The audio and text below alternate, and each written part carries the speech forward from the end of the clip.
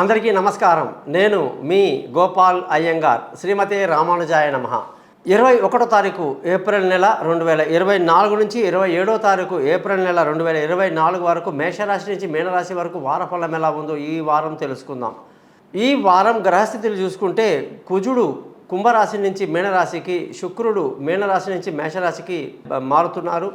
దీని ప్రభావం 12 రాష్ట్రాలపైన ఎలా ఉంటుందో కూడా ఇవాళ తెలుసుకుందాం. ముఖ్యంగా ఈ వారం గ్రహస్థితి చూసుకుంటే రవి, గురు మేషరాశిలో, కేతు కన్యారాశిలో, కుజుడు శని కుంభరాశిలో, రాహు శుక్ర బుధగ్రహాలు మీనరాశిలో సంచరిస్తూ, చంద్రుడు కన్యా వృశ్చికం తుల 3 రాశులు ప్రవేశిస్తున్నాడు. మీరందరూ కూడా మీ జాతకాలు తెలుసుకోవడానికి కోసం పైన నేను ఇచ్చిన 3 నెంబర్లలో మీ date of birth, time of birth, place of birth పంపించండి. మీ జాతకాలు రెడీ అవుతాయి. మీతో ఫోన్లు మాట్లాడి పరిహారాలు చెప్పి జాతకాన్ని మీకు మెయిల్ చేస్తాను.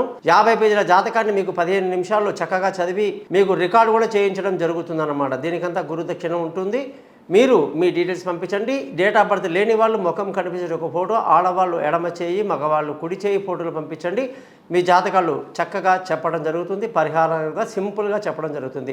నా ఛానల్ పేరే మీకు తెలుసు, thesimple.astrologer.com. అంటే మీరందరూ కూడా నన్ను ఎంకరేజ్ చేయడానికి కోసం నా యొక్క యూట్యూబ్ ఛానల్ని సబ్స్క్రైబ్ చేయడమే కాకుండా మీ బంధువులకు, స్నేహితులకు తెలియజేసి మా కృపకు పాత్రలు అవుతారని చెప్పేసి కూడా తెలియజేస్తూ,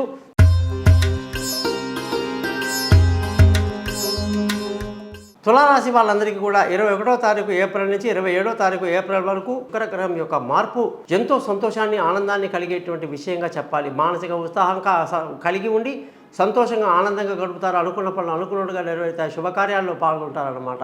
ముఖ్యంగా కుజుడి యొక్క స్థితి పంచమంలో నుంచి షష్టమంలోకి వెళ్ళడం, అంటే మీనరాశిలోకి వెళ్ళడం వల్ల మీకు ధనస్థానం కాస్త ఇబ్బందిగా ఉంటుంది. కుటుంబంలో కాస్త అలజడి ఉంటుంది. పిల్లల చదువులో కాస్త దిగులు ఉంటాయి. ముఖ్యంగా భార్యాభర్తల మధ్య చక్కటి సయోధ్య కలిగి ఉండడానికి కోసం ఇద్దరు కూడా ప్రయత్నించాల్సిన పరిస్థితి కనిపిస్తూ ఉంది.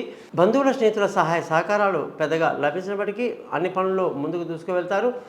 విలువైన వస్తువులు, భూములు, వాహనాలు ఇతరత్ర కొనడానికి ఎంతో అనుకూలమైన వాతావరణం కనిపిస్తుంది. తల్లి అనుగ్రహంతో అన్ని పనులు పూర్తి చేసుకుంటారు. పిల్లల ఆరోగ్యం బాగుంటుంది. విదేశీ యానాలు బాగా కలిసి వస్తాయి. దూర ప్రయాణాలు కలిసి రావడమే కాదు, దూర విద్యల కోసం ప్రయత్నిస్తున్న వాళ్ళకి కలిసి వస్తుంది. తెలివైన నిర్ణయాలు తీసుకుంటూ ఈ వారం అంతా ముందుకు దూసుకెళ్తారు. ఆరోగ్యపరమైన విషయాల్లో జాగ్రత్తలు తీసుకుంటూ ఉండాలి. ముఖ్యంగా భార్యాభర్తల మధ్య చక్కటి సయోధ్య కొరకు ఇద్దరు గట్టిగా కృషి చేయాల్సి ఉంటుంది. ముఖ్యంగా అదృష్టం ఈ వారం బాగా తక్కువ, అన్నిటికీ బాగా కష్టపడాల్సి ఉంటుంది. ఉద్యోగం చేసే వాళ్ళందరికీ కూడా ప్రమోషన్లు, ఇంక్రిమెంట్లు, పై అధికారుల ప్రశంసలు, సన్మానాలు, సత్కారాలు బాగా ఉండే అవకాశాలు తులారాశి వాళ్ళకి ఉంది. వ్యాపారంలో మంచి లాభాలతో ఈ వారం అంతా ముందుకు దూసుకు వెళ్తారని చెప్పొచ్చు. ఖర్చుల విషయానికి వస్తే అధికంగా ఉండే అవకాశాలు తక్కువ.